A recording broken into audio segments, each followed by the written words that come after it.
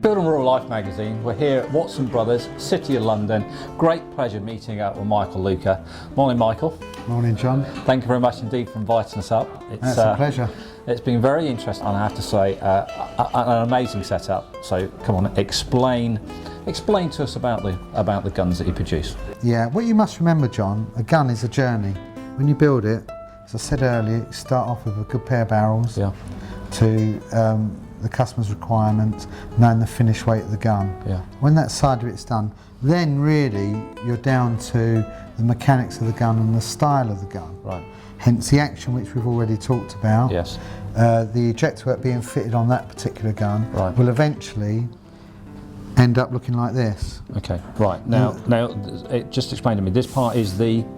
This is the fore end of an over and under, 28 bore over and under, and this is the finished ejector work.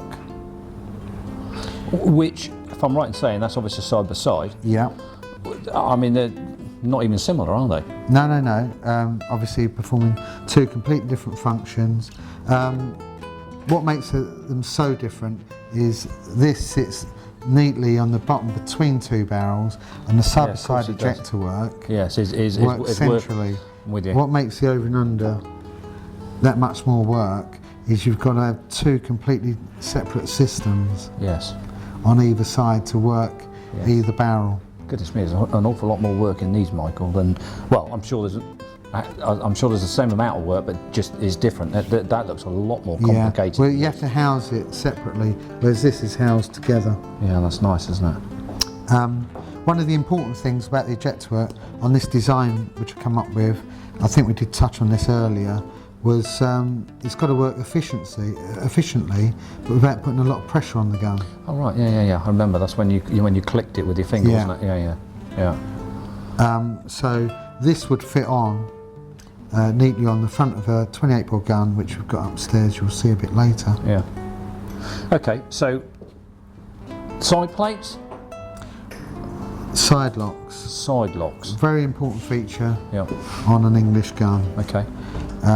The reason. And again, they're different to the actions that we've got here, or do they operate the same in the same? Very similar. Very similar. Very similar.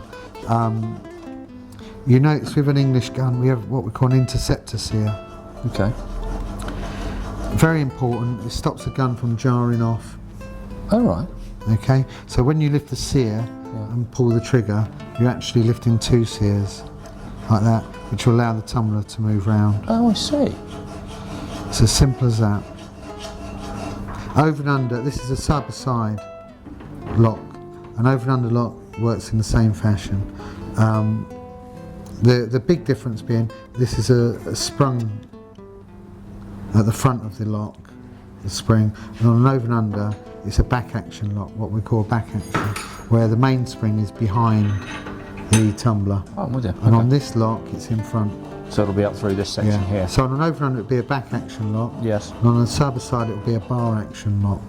Similar amount of components? Yeah, very similar. Yeah. Very similar work. Same principles involved in both. Okay. Right. Okay. So from there we go to what are we looking at next? We look at Nexus Stocks, which we have here. So this. Right. And that's how, if you notice, it just slides straight on. Yeah. It almost sucks in. It shows you a good piece of stocking. Yeah, that's nice, isn't it? Nice bit of Turkish walnut. Nice bit of walnut, which I think you and I have touched on in the. We have spoken at length about Turkish walnut. Absolutely. Where it comes from. Quite right. And what you have to do to get it. But we won't go into that today. No, absolutely. Turkish walnut, very important. We want lots of figure here, but if you notice, it's dead straight through the hand. Oh right, yeah. You need that for strength. If the grain was at an angle there, it's a weak point. Oh, is that right? Yeah, very, very important. You find on all London guns, lots of figure. So all joking aside, Michael, that's extremely important. Oh yeah. Yeah. Which is what makes it so expensive. Okay. In a pair of stop lengths like that, you're looking at approximately £3,500. Are you? Oh yeah. Do you try and match them as a? Oh yeah. Try and match them up as sort of getting the figurey work. It's very, very similar. Yeah, that's why you're paying so much money for a pair. Yeah. The idea of a gun really, it's a working piece of art made out of steel and walnut. Yeah. That's really what you want. Yeah, absolutely. Very nice indeed, very nice indeed. Okay, now, where does that lead us? That leads us to engraving. Well, I should say, preparing for engraving, which if we go and see Brad... Well, Brad's working away over there at the moment, isn't you'll he? see he's polishing the gun up. God, for goodness me, Michael, that's like mirror finish, isn't it? Yeah. And basically, is that that's what we're now trying to achieve, a mirror finish? Yeah. Actually, more important than it being a mirror finish is a flat finish, because by going too much for a mirror finish, you can round edges. We want a perfect finish like Brad has got there, but flat. That is stunning, isn't it?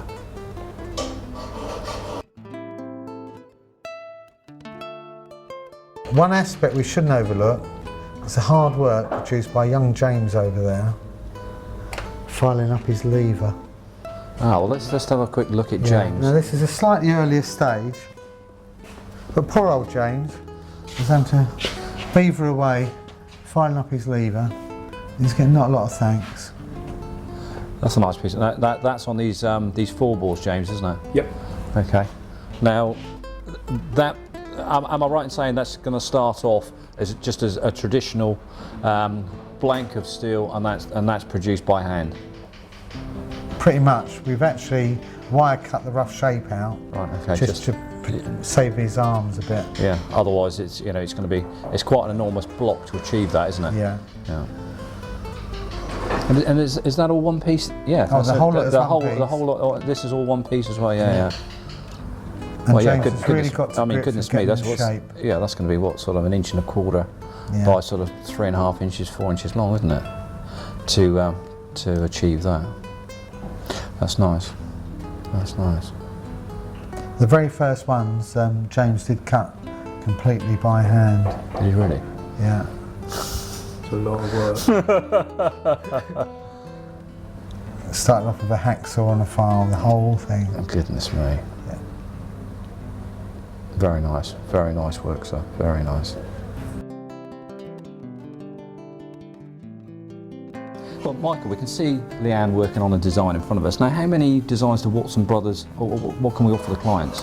Well, what we do is we have probably about a dozen designs, different designs of scroll work, relief work and carving, Right. probably a dozen of each, really. Okay. Yeah. And they're all on the website, but what we do is we give the different styles different names. Okay. So customers can go on the website, say I'd like a Moriarty scroll, or I'd like a Victoriana relief scroll. Oh, right.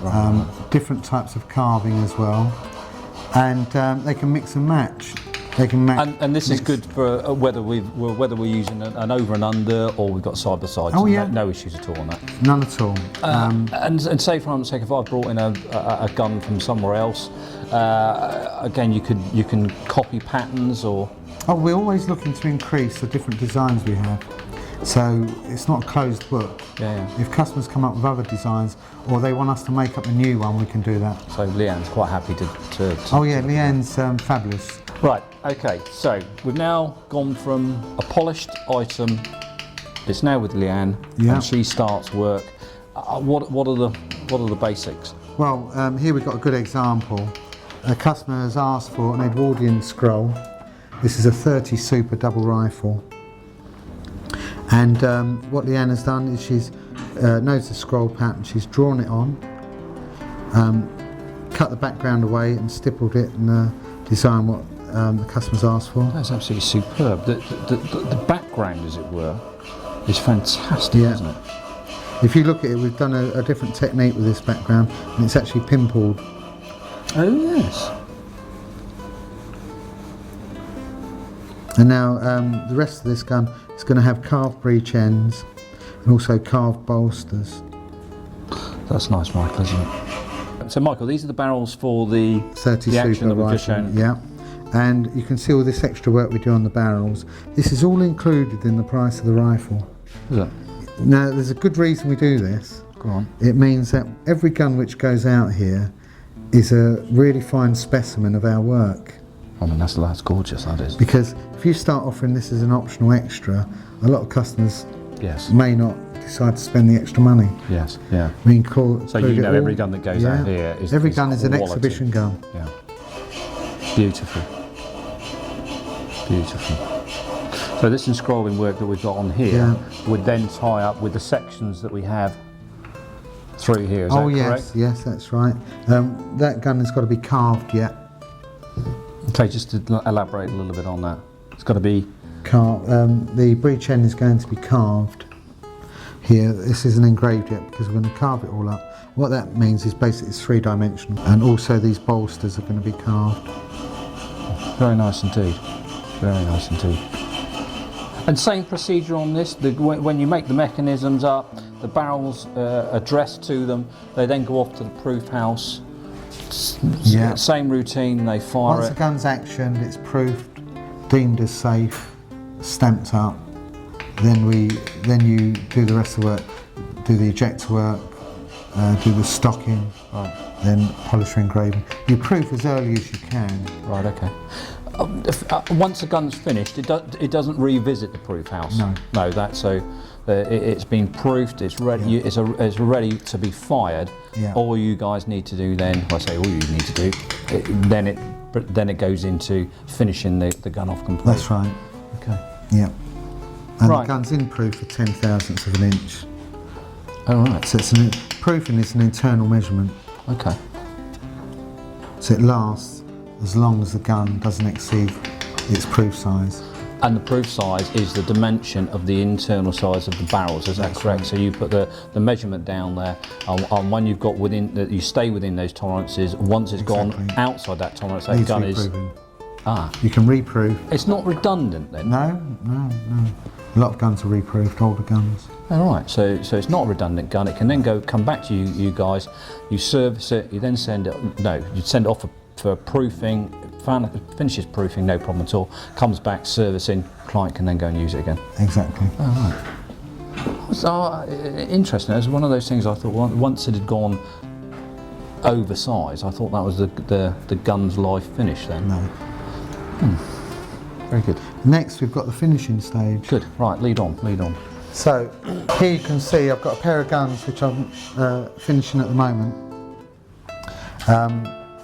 So these are these are all the component parts to put this together that you and I could then fire. Oh yeah. Right, okay. Yeah. There we've got the stocks. It's all checkered. The weight of the gun is finished. These are 6 pounds, a pair of 20 boys, and these got to finish at 6 pounds. Okay. You can see all the engraving which has been done.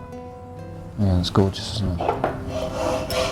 Oh, that's nice, Michael, isn't it? Beautiful. With the game scenes. Yeah. Customer's very specific about the type of engraving he wanted, especially the numbering. And I have to say, it does look really attractive. Is gold number 1 and 2 obviously on the other gun with a gold band. That's very pretty, isn't it?